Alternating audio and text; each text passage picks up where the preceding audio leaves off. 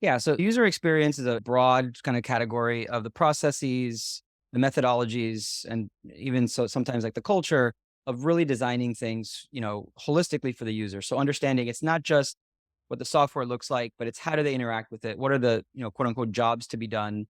What are the goals that they want to accomplish through it? And then making sure that the software follows that flow.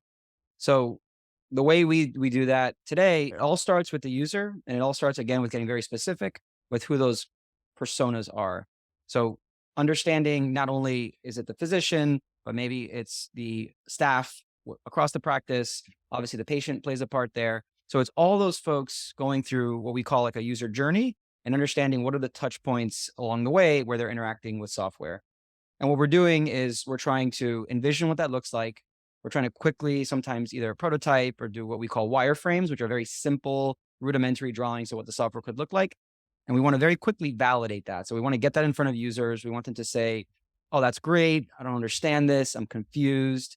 And then we're building it with engineering. Typically, we're partnering with an engineering organization.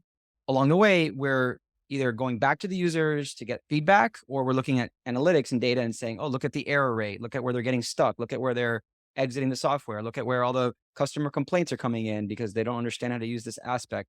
So ultimately, it's trying to empower the user to do their job better, faster. The kind of the thing that we talk about is our job as designers or as a design firm is not really to design more software. Oftentimes, it's harder to design less software, right? Because it's like you want to get your job done. You don't want to be necessarily just using software for software's sake.